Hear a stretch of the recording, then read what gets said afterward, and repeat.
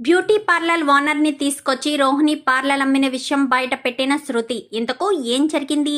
అసలు beauty parlour ఓనర్ని తీసుకొచ్చి రోహిణి పార్లర్ అమ్మిన విషయం శృతి బయట పెట్టడం ఏంటి?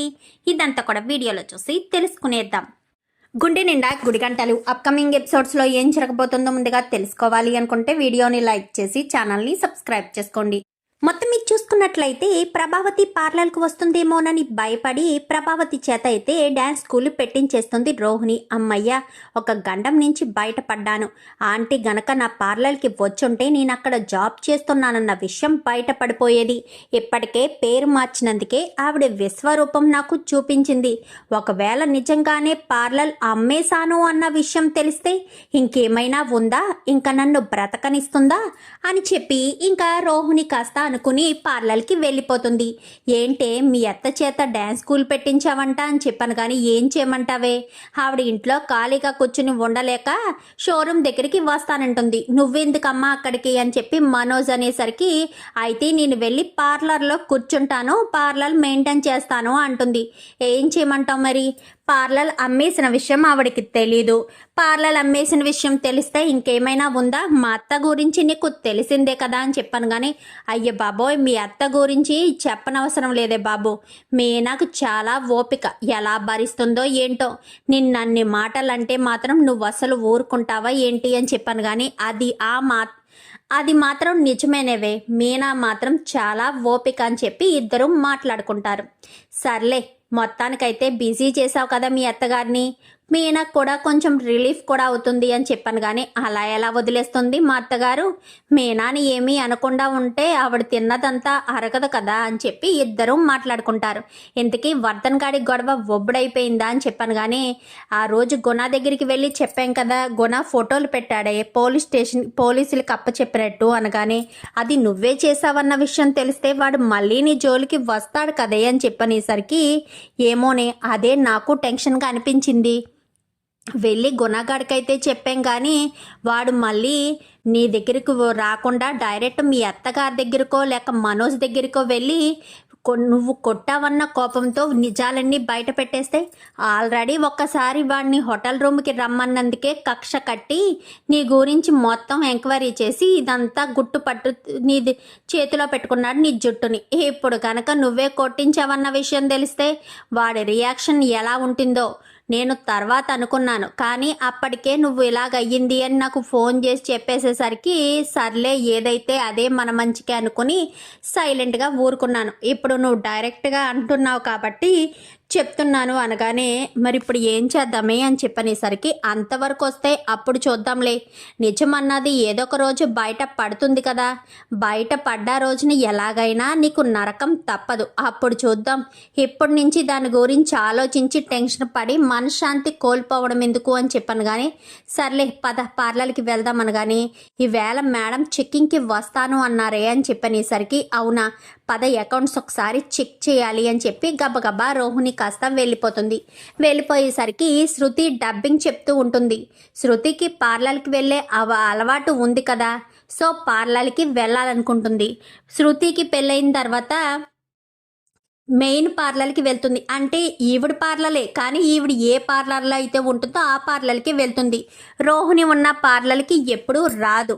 ఎందుకంటే ఇప్పుడు ఈ ఓనరు అలాగే శృతి వాళ్ళమ్మ శోభ ఇద్దరు మంచి ఫ్రెండ్స్. సో అందుకని నేను ఉన్న చోటే పార్లర్కి వస్తే బాగుంటుంది అని చెప్పి మీరు ఏ పార్లర్లో ఉంటారు అని కనుక్కుని మరీ వెళ్తూ ఉంటుంది. ఎందుకంటే ఓనర్ అన్నది కొంచెం దగ్గర ఉంటే శృతి అన్నీ నీట్గా ఉండాలి కదా శృతికి. సో అందుకని అని చెప్పి పార్లర్కి వెళ్తాము. చాలా స్ట్రెస్గా ఉంది, కొంచెం హెడ్ మసాజ్ చేయించుకొని ఫేషియల్ అయ్యి చేయించుకుంటే బాగుంటుంది కదా అని చెప్పి ఇంకా శృతి కాస్త అనుకుని వెంటనే మేడంకి ఫోన్ చేస్తుంది. చెప్పు శృతి అనగానే, హాయ్ ఆంటీ, ఎక్కడున్నారు అని చెప్పనగానే, నేను మెయిన్ బ్రాంచ్లో లేనమ్మా, నేను వేరే బ్రాంచ్కి వెళ్తున్నాను, అక్కడికి వస్తావా అని చెప్పనగానే, అదే మీరు ఏ బ్రాంచ్లో ఉంటే అక్కడికే వెళ్ళి చేయించుకోమని చెప్పారు కదా, అందుకే ఫోన్ చేశాను, మీరు ఎక్కడున్నారో అని అనగానే, సరేనమ్మా, నీకు లొకేషన్ పంపిస్తాను, ఆ లొకేషన్ దగ్గరికి వచ్చేసాయి, నేను అక్కడే ఉంటాను, నేనే దగ్గరుండి నీకు చేపిస్తాను అని చెప్పాను. కానీ ఓకే మేడం ఓకే ఆంటీ అని అని చెప్పేసి ఫోన్ పెట్టేస్తుంది శృతి. వెంటనే రవికి ఫోన్ చేసి, రవి నాకు ఇక్కడ వర్క్ కంప్లీట్ అయింది, నేను పార్లర్ దగ్గరికి వెళ్తున్నాను, నీ వర్క్ కంప్లీట్ అయిన తర్వాత నాకు ఫోన్ చేస్తే నేను ఏ పార్లర్లో ఉన్నానో నీకు లొకేషన్ పంపిస్తాను అని చెప్పనేసరికి, సరే శృతి జాగ్రత్తగా వెళ్ళిరా అని చెప్పాను. కానీ సరే రవి అని చెప్పి శృతి కాస్త బయలుదేరుతుంది స్టూడియో నుంచి.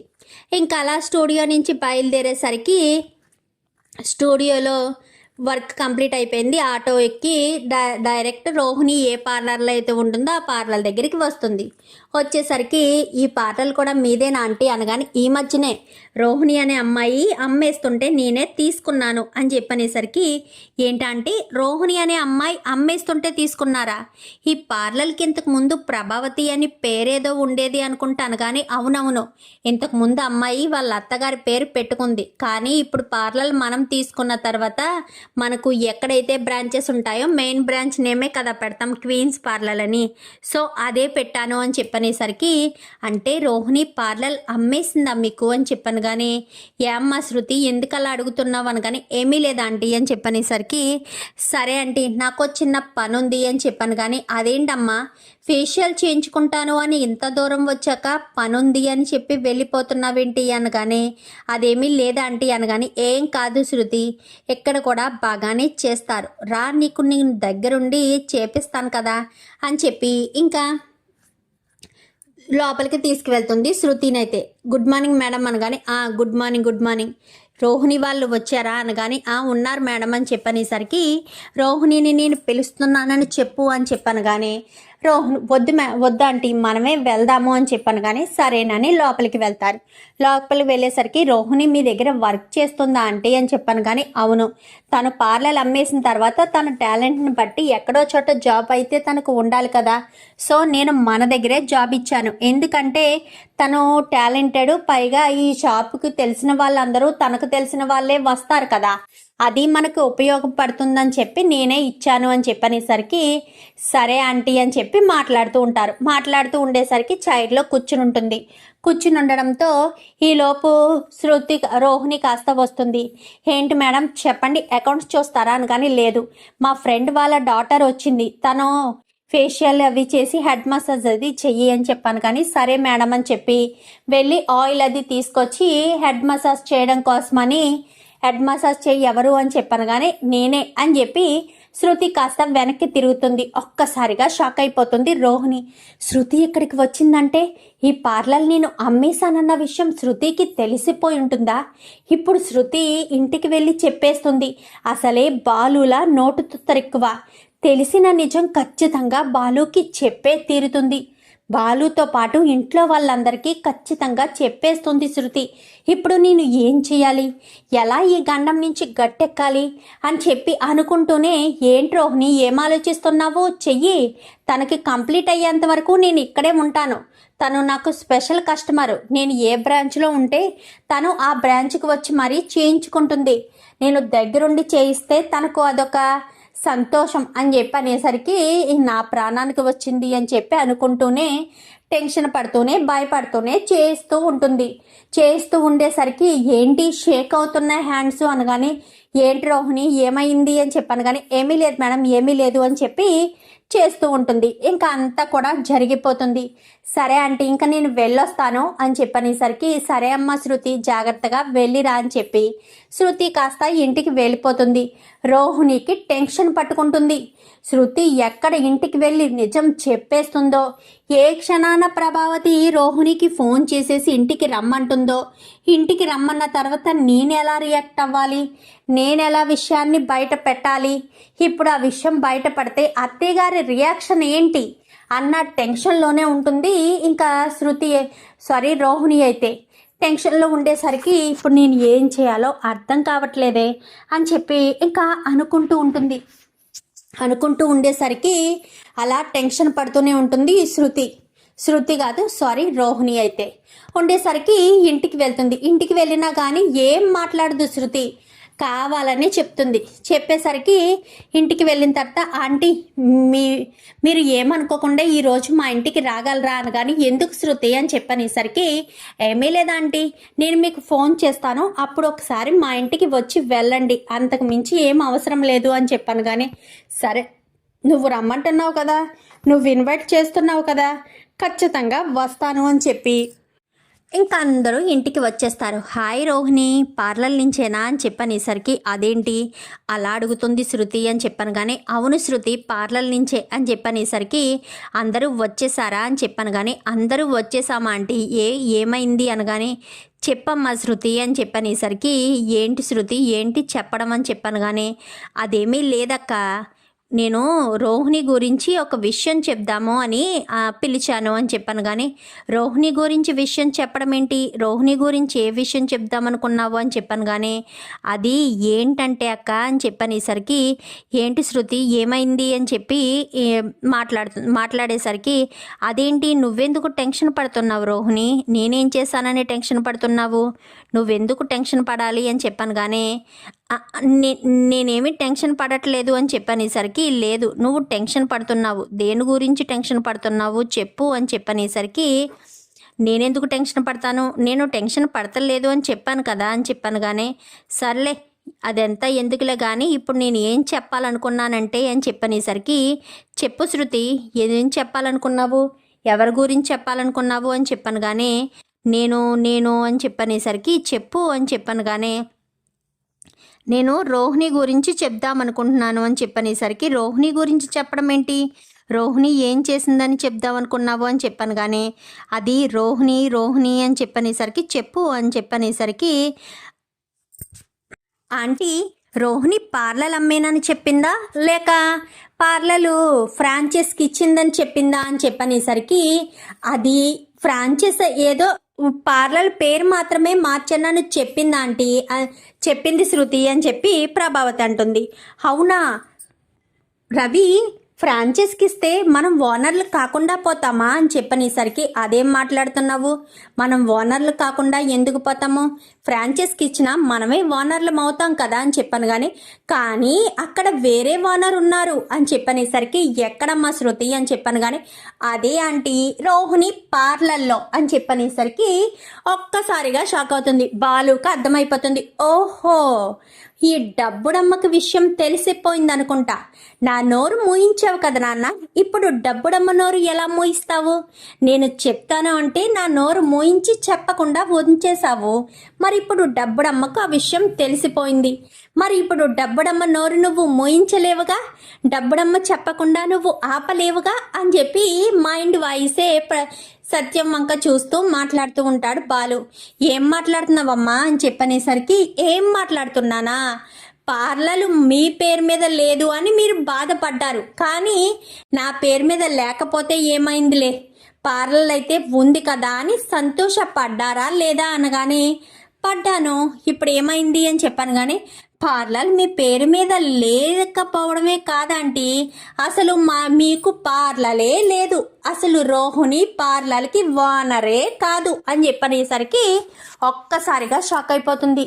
ఏంటి పార్లర్కి రోహిణి ఓనర్ కాదా, ఏం మాట్లాడుతున్నావు అనగానే నిజం మాట్లాడుతున్నాను ఆంటీ, పార్లర్కి రోహిణి ఓనర్ అనుకుని తెగ సంతోషపడుతున్నారు కదా, అసలు రోహిణికి పార్లర్కి సంబంధమే లేదు, ఆ పార్లరు మా ఆంటీ వాళ్ళది, అంటే మా అమ్మ ఫ్రెండ్ వాళ్ళది, వాళ్ళ పార్లరు రోహిణి పనిచేసే పార్లరు రెండు ఒకటే, నేను నార్మల్గా ఎప్పుడు వెళ్తున్నట్టే పార్లర్కి వెళ్ళాలి కదా అని ఆంటీకి ఫోన్ చేశాను, ఎందుకంటే నేను ఏ పార్లర్కి వెళ్ళాలో ఎక్కడ చేయించుకోవాలో మా మమ్మీకి అన్నీ తెలుసు, సో ఆంటీ నెంబర్ ఇచ్చింది, ఆంటీ అయితే దగ్గరుండి చేపిస్తారని, ఆంటీ ఊళ్ళో ఉన్న రోజుల్లో పైగా ఏ బ్రాంచ్లో ఉంటున్నారో తెలుసుకుని మరి ప్రతిసారి ఒక్కొక్క కొత్త బ్రాంచ్కి వెళ్తూ వస్తూ ఉండేదాన్ని, ఈరోజు కూడా అలాగే ఆంటీకి ఫోన్ చేసేసరికి ఆంటీ రమ్మని చెప్పారు కదా అని నేను వెళ్ళి అక్కడ రోహిణి ఉందాంటీ, ఆ రోహిణికి పార్లర్లో కేవలం ఒక ఎంప్లాయీ మాత్రమేనంట, నేను చెప్పాను కదా ఆంటీ, ఆ ఆంటీయే ఆ షాపు ఓనర్ అంట అని చెప్పనేసరికి ఏంటి శృతి ఏం మాట్లాడుతున్నావు, తెలిసి తెలియకుండా మాట్లాడుకు. రోహిణి పార్లర్ అమ్మేవలసిన అవసరం ఏముంటుంది తనకి అని చెప్పాను. కానీ నాకు తెలుసా ఆంటీ, మీకు రోహిణి మీద ఇంత నమ్మకం ఉందని తెలుసు. 1 మినిట్ అని చెప్పి వెంటనే వాళ్ళ ఆంటీకి ఫోన్ చేసేసరికి, ఆంటీ మీకు ఒక లొకేషన్ పంపించాను, ఆ లొకేషన్కి మీరు వచ్చేసేయండి అని చెప్పనేసరికి వెంటనే లొకేషన్ పంపించడంతో లొకేషన్కి వచ్చేసేసరికి రెండు ఆంటీ లోపలికి అని చెప్పాను. కానీ ఈవిడే మా బ్యూటీ పార్లర్ ఆంటీ అని చెప్పాను. కానీ నమస్కారం అండి అని చెప్పనేసరికి, ఏంటి రోహిణి నువ్వెక్కడున్నావు అని చెప్పాను. కానీ శృతి నువ్వు కూడా ఇక్కడే ఉన్నావేంటి, రోహిణి ఎవరు అనగానే మా తోటికోడలు అని చెప్పి, ఇంకా నా కో సిస్టరు అని చెప్పి శృతి చెప్తుంది. ఓహో రోహిణి నీ కో సిస్టరా, ఓకే ఓకే. అయినా మీరు కోటేశ్వర్లు కదా, రోహిణి కేవలం ఒక పార్లర్లో మాత్రమే కదా వర్క్ చేస్తుంది అనగానే, అంటే తను మీకు పార్లర్ అమ్మేసిందా అని చెప్పి ఇంకా రవి అడిగేసరికి, అవును బాబు పార్లర్ అమ్మేసింది కదా, అమ్మేసే సుమారు 4-5 నెలలు అవుతుంది. అప్పటి నుంచి రోహిణి మా పార్లర్లో కేవలం ఎంప్లాయీ మాత్రమే, ఎంప్లాయీ ప్లస్ అకౌంట్స్ అవి చూసుకుంటుందంతే, తనేమీ షాప్కు ఓనర్ కాదు అని చెప్పనేసరికి, చాలా థ్యాంక్స్ ఆంటీ, నేను అనుకున్న సమాధానం వచ్చింది, ఇక నాకు సంతోషం అని చెప్పాను. కానీ సరే అని ఇంకా అతను పార్లర్ ఓనర్ కాస్త బయటికి వెళ్ళిపోతుంది. ఇప్పుడు చెప్పండి ఆంటీ, పార్లర్ ఓనర్ అని చెప్పి ఇన్ని రోజులు రోహిణి ఎందుకు మోసం చేసింది? మోసం చేయవలసిన అవసరం రోహిణికేంటి? ఎందుకు మోసం చెయ్యాలాంటీ అని చెప్పనేసరికి, అదే కదా నాకు వచ్చిన అనుమానం అని చెప్పి ఇంకా అనేసరికి, చెప్పు రోహిణి పార్లర్ అమ్మేసావా అని చెప్పాను. కానీ అది అత్తయ్య అని చెప్పనేసరికి, చెప్పు రోహిణి శృతి చెప్పినట్టుగా ఆవిడ చెప్పినట్టుగా పార్లర్ అమ్మేసావా అని చెప్పాను. కానీ అవునత్తయ్య అమ్మేశాను అనేసరికి చెంప చెల్లు మనిపించి పేక పట్టుకుంటుంది ప్రభావతి. అయితే ఎంత ధైర్యమే, అది నా అత్తింటి సొమ్ము, నా అత్తింటి సొమ్మునే నువ్వు ఈ రకంగా చేస్తావు అని అస్సలు అనుకోలేదు అని చెప్పాను. కానీ చెప్పు రోహిణి అని చెప్పనేసరికి, అది కాదత్తయ్య, పార్లర్ అమ్మాలన్న ఆలోచన నాకు లేదు. కరెక్ట్గా మీరు ఇంటి కాగితాలకి డబ్బులు అవసరమైనప్పుడు ఇంటి కాగితాల కోసం నన్ను డబ్బులు అడిగారు. కానీ ఆ సమయంలో మా డాడీ అవైలబుల్గా లేరు, మీకేమో కష్టం వచ్చింది, ఏం చేయాలి ఎలా చేయాలి అని అర్థం కాని పరిస్థితిలో ఈ పార్లర్ మీరు పెట్టించిందే కదా, మిమ్మల్ని కాపాడడం కోసం అమ్మేస్తే ఏముందిలే అని చెప్పి పార్లర్ నేనే అమ్మేశాను అని చెప్పనేసరికి చెంప చెల్లు అనిపిస్తుంది ప్రభావతి. అమ్మేస్తే ఏముందిలే అని అనుకున్నావా? అలా ఎలా అనుకుంటావు రోహిణి? అమ్మేస్తే ఏముందిలే అని ఎందుకు అనుకుంటావు అసలు? ఆ పార్లర్ అంటే ఆ పార్లర్లో నీతో ఎంతో ఇష్టంతో పెట్టించాను, పైగా ఇంటిని తాకట్టు పెట్టి మరీ పెట్టించాను అనగానే, ఇంటి తాకట్టు పెడితే మాత్రం నేను అమౌంట్ తిరిగి ఇచ్చేసాను కదా ఆంటీ, మరి ఏదో మీరే ఇంటిని తాకట్టు పెట్టి పెట్టాను అని చెప్తున్నారు. నేను ఆ డబ్బులు వెనక్కి ఎలా ఇచ్చానైనా మీకు తెలుసా? మీకు తెలీదు. మరి అలాంటి తప్పుడు ఎలా మాట్లాడుతున్నారు? 10 లక్షల రూపాయలు తీసుకున్నారు. ఆ 10 లక్షల రూపాయలు మొత్తం పాతవి అవి ఇవి కలిపి నేను మొత్తం 17 లక్షల రూపాయలు ఇచ్చాను. మరి అలాంటి తప్పుడు ఆ డబ్బులు ఏం చేశారు? దేనికి ఖర్చు పెట్టారు? ఇవేమీ సమాధానం నాకు చెప్పే పని లేదు. సరే మీ డబ్బు మీ ఇష్టం. మరి అలాంటి తప్పుడు చనిపోయిన వాళ్ళని టార్చర్ పెట్టినట్టుగా మీరు ఎందుకు నన్ను పదే పదే టార్చర్ పెడుతున్నారు? నేను అది అమ్మేశాను, చాలా రోజులైంది. ఆ విషయం మీకు చెప్దామని ఎన్నోసార్లు ప్రయత్నించాను, ధైర్యం సరిపోలేదు. పార్లర్ అమ్మేసిన తర్వాతే ఇదంతా చేస్తున్నాను అని చెప్పనేసరికి, అక్కడే జాబ్ చేస్తున్నావా అని చెప్పాను. కానీ అక్కడే చేస్తున్నాను కదా ఆంటీ, అందుకనే శృతి అక్కడ నన్ను చూసింది అని చెప్పనేసరికి ఒక్కసారిగా షాక్ అవుతుంది. అంటే నేను ఇచ్చిన డబ్బులు నాకు తిరిగి ఇవ్వడం కోసం నువ్వు పార్లర్ అమ్మేశాను అంటున్నావు. ఇదే నిజమైతే మరి ఎన్ని రోజులు నాకు ఆ సిస్టమ్ గురించి పార్సిల్ చేయాలి కదా. అంటే మీరు ఇలా కనిపించకుండా పోవడానికి కారణం ఇది అని మీకు తెలుసు కాబట్టి అది మాకు లెటర్ రూపంలో బయట పెట్టాలి కదా అంటూ ప్రభావతి రోహిణి నిలదీసేసరికి, అది కదంటే అర్థం చేసుకున్నాను. కానీ ఇంకా చాలు రోహిణి, నువ్వు చెప్పిన అబద్ధాలు చాలు, నేను విన్న అబద్ధాలు చాలు, మోసపోయింది చాలు. అర్జెంటుగా మీ నాన్నను మలేషియా నుంచి రమ్మను అనగానే, జైల్లో ఉన్నారు కదా అనగానే, అయితే నువ్వు మనోజు ఇద్దరు వెళ్ళి మలేషియా జైలుకి వెళ్ళి మలేషియా జైల్లో ఉన్న అన్నయ్య గారితో మాట్లాడించండి. అన్నయ్య గారు క్షేమంగా ఉన్నారు లేదో నాకు తెలిసేంతవరకు నాకు ప్రశాంతత ఉండదు అని చెప్పాను. కానీ ఏంటమ్మా పిచ్చిదానిలో అలా మాట్లాడతావు? ఇప్పుడు అన్నయ్య ఎక్కడున్నాడో ఏంటో ప్రభావతి గట్టిగానే ఇస్తుంది రోహిణికి. అంటే నా డబ్బులు నాకు తిరిగి ఇవ్వడం కోసం నాకు ఒక్క మాట చెప్పకుండా పార్లర్ అమ్మేసిన విషయమైనా నాకు ఇప్పటి వరకు చెప్పలేదు. శృతి తెలుసుకుని నాకు చెప్పేంత వరకు నువ్వు చెప్పలేదు. ఈ ఒక్క విషయమైనా ఇంకా ఏమైనా ఉన్నాయా? నాకు తెలిసి ఇంకా చాలానే ఉండుంటాయి. నువ్వు ఈ ఒక్క విషయాన్నే బయటికి తీసావు. ఇంకా ఎన్నో నిజాలు ఉండుంటాయి. ఖచ్చితంగా అవన్నీ బయటికి వస్తాయి రోహిణి, ఏదో ఒక రోజు ఖచ్చితంగా వస్తాయి అని చెప్పి ప్రభావతి కాస్త తిడుతుంది. ఇంకా రోహిణి గదిలోకి వెళ్ళిపోతుంది. ప్రభావతి మనసు ఆగుతుందా? డైరెక్ట్ గదిలోకి వెళ్ళి ఆ చెంప ఈ చెంప కొడుతుంది. ఇప్పుడేం చేశాను అత్తయ్య అని చెప్పాను. కానీ ఇప్పుడు కాదు, ఇందాక చేసిన దానికే నా మనసు అంగీకరించలేదు, అందుకనే నిన్ను కూడా కొట్టాల్సి వచ్చింది అని చెప్పి మాట్లాడేసరికి బాలు అయితే చాలా హ్యాపీగా ఫీల్ అవుతాడు. ఏంట్రా అంత సంతోషంగా ఉన్నావు అనగానే, నేను చెప్పాలనుకున్న పార్లలమ్మ నిజం రోహిణి డబ్బుడమ్మ చెప్పింది. అది నాకు చాలా గర్వంగా ఉంది. ఒక ఆడపిల్లైనా ఎంత గ్రౌండ్ వర్క్ చేసి ఇన్ని విషయాలు తెలుసుకుంది. అలాంటిది తను నిజాన్ని బయట పెట్టకుండా అందరినీ బాధపడేటట్టుగా ఎందుకు చేస్తుంది? అందుకే ప్రభావతి కాస్త రోహిణి మీద సీరియస్ అవుతుంది. మరి చూద్దాం రాబోయే ఎపిసోడ్స్లో రోహిణి కన్న తల్లి ఆమెని అని కన్న తల్లి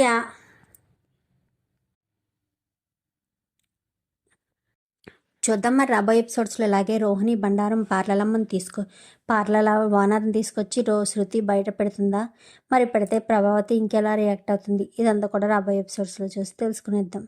మా వీడియో కనుక మీకు నచ్చినట్టయితే వెంటనే లైక్ చేసి మా ఛానల్ని సబ్స్క్రైబ్ చేసుకోండి. Thank you for watching.